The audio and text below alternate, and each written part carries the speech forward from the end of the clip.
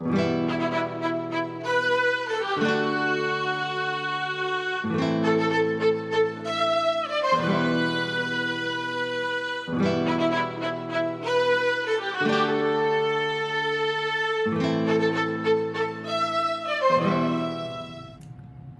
everyone, and welcome back to my channel, The Grimm Reader. This might be a new type of installment in the whole thing of my channel. It's along the lines of Brian's Hodgepodge, where I just want to kind of talk about stuff, not just books, and not even primarily books, although I will probably show you one book that I got today. And so just kind of like a life, what happened this week. And of course, we all know what happened this week, the passing of Queen Elizabeth. And so for me, this is just my personal, very, very personal feelings about it. And they kind of have to do with setting aside, I was seeing a lot of people who were saying things that I just cannot get behind on Twitter regarding what had happened. And actually one thing that I've done this week is just today basically is I haven't gone on Twitter, and it's actually kind of nice. The only thing is that I'm going on other places more, and I need to stop that too. But I figured I'm gonna take it down a notch by app. But so today was no Twitter. But so my personal reflections on the whole passing is it only for people who are older than 96, of which there are very few. And this is really for people who grew up in the Commonwealth. I mean, if you didn't really grow up in the Commonwealth, you probably have less of a connection. But I grew up in Australia. Some of you maybe have seen the picture I posted of my relative whom she met when that said relative, who was Maori, was 104. And so yeah, I have a lot of, and in Australia we think the only national anthem I knew was God Save the Queen, and you would sing it kind of not really connecting it oftentimes with her, although we did.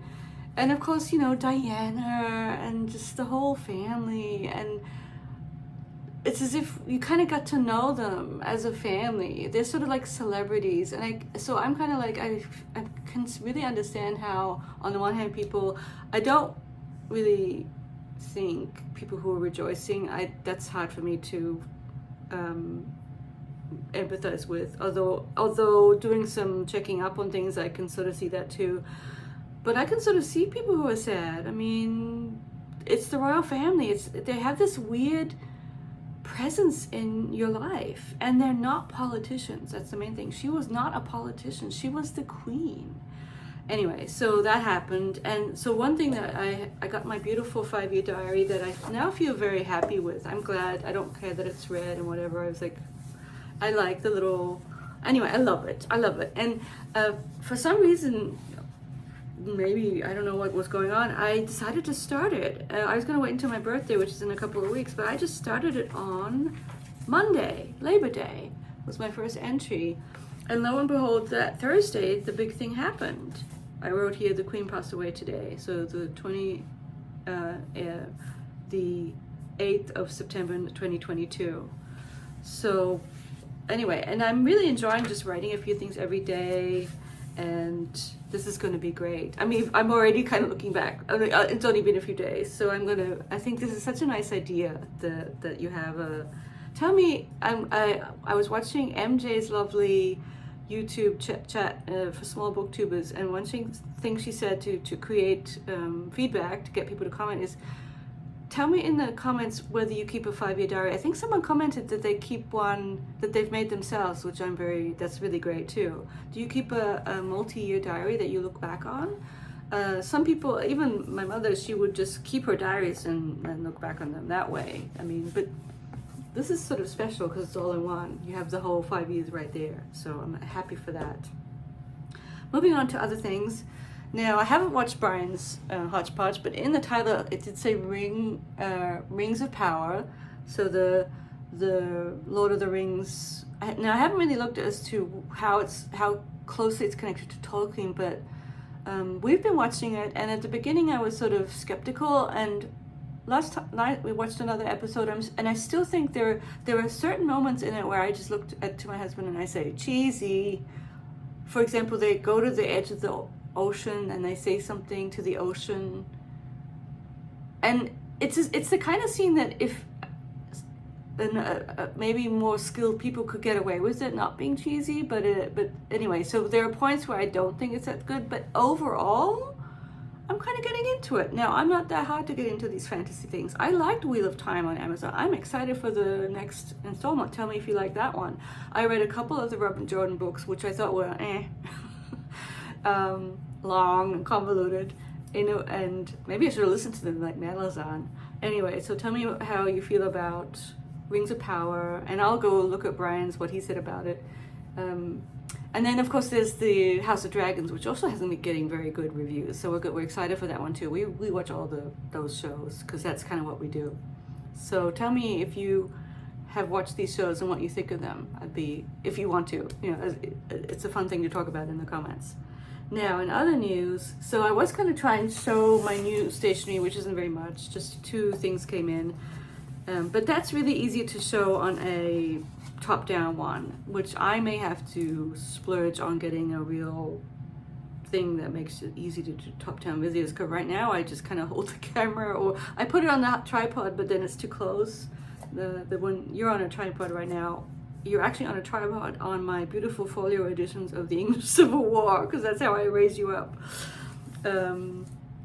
Yeah, that's another connection to last week. So we had Charles I, who met an untimely death. We had Charles II, who came back and was, kind of an interesting. And then we have Charles III. Interesting that he, I guess it sort of makes sense that he would just keep that name since he's been Charles his whole life. He didn't want to switch the name, even though he could have. He could switch the name to whatever he wants. Sorry to be all over the place, but in a way, this is what this video is. It's just everything on my mind that I want to share with you. So I'm going to do the stationery as a looking down one, and it might be as a part of my, I haven't done my flip through for August of my journal, and I want to try and get better at doing those, because I do think I get nice comments on them and people like to see them. I like to see them just to see my style. One thing with stationery is it is such a, you go on the Instagram, you look at what other people are doing that you like, and then you think, oh, I have to buy a completely different type of notebook because I like what they're doing, and what I need to do is just kind of like, you can borrow from what you like and just keep it with your system. You don't have to go and buy something completely different. At this point, I'm pretty addicted to Hobonichi paper and just the small grids. This is a little notebook that I'm actually using. I can show you. So I have pretty bad chronic, well, same thing, but it's not going away, Achilles tendonitis, and I don't know where I got this from, because I am certainly not a marathon runner. And so having now I've gone to my podiatrist at least 2 or 3, I think 3 times by now, and we're sort of ratcheting up all the things I'm supposed to do to make it go away, and I keep saying, you know what, it's not going away. And last time I went, he actually said, you know what, if it doesn't go away, we have to do an MRI and you might be a candidate for surgery. And then he said it's my favorite type of surgery to perform, and he said, well, for me, not for you, which I thought was kind of like, but he's a good podiatrist. I like him. Anyway, this is a little habit tracker that I've done for all the things that I have to, all the sort of protocol that I'm doing, that I don't always do, as you can see from the crosses, the stretches. I'm not sure if you can, that's focusing right now. Stretches, etc. A whole bunch of stuff. And I actually am habit tracking averse. I don't like doing it, but for something specific, like trying to avoid surgery on my foot, I'm going to do it. And so this is the Hobonichi. This is just a little extra notebook with this very tiny, even tinier than I think than the normal notebooks. So yeah, I really like their paper. Anyway, so that's that. And my Hobonichi order is in the mail, hopefully. I'll get it before my birthday, we'll see. And last but not least, I am listening to an absolutely fantastic audiobook that I think I'm going to talk about when I do a reading thing. But I can tell you what it is. It is Kristin Lavransdatter, by the Nobel Prize winning writer, and I think it's for this book, Sigrid Undset from Norway, and I'm sure she wrote it in. Well, she was born in Denmark. I saw someone talk about it. So, I think it was JJ. I'm actually holding off on watching other people's videos about this novel. Like, I know Britta has a one about the first volume, because I want to do my own first, and then I'll go back and see what they said. It's amazing. It's just, and you know what? Okay, so this sounds really strange. Hear me out. I'm gonna try and make this short. This video is already 10 minutes. So it's very female centric, and it's but in this weird way, I had this kind of connection to another female centric work of a series of books from American history, you know, America. So it's sort of like an adult version of Laura Ingalls Wilder.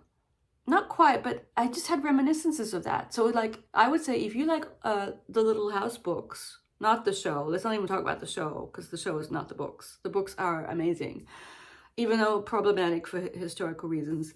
But the style, the sort of poetic yet sparse. Anyway, I'm already talking about it too much, and I didn't really want to. I'm sorry. I can't stop talking about this fantastic book. Anyway, I will hold off my thoughts on that, but I just love it so much. And now I'm in the second one, and oh my gosh, it really is. It's almost like too moving. It's too gripping. And I kind of think I want to take a break a little bit too, because you sort of keep listening and it's not all happy.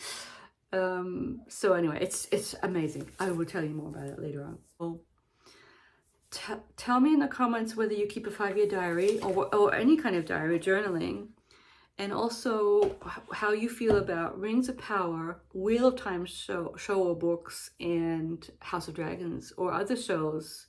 We're still rewatching The Sopranos, and I absolutely love The Sopranos. Tell me if you've watched The Sopranos, because James Gandolfini, what a great performance, and everyone, Edie Falco, I mean, they're just so amazing. So tell me if you like The Sopranos. So that's my little Grimm Gab, perhaps, is the title of this new installment in my video lineup. And I will talk to you at a later point. I'll talk to you whenever. Bye.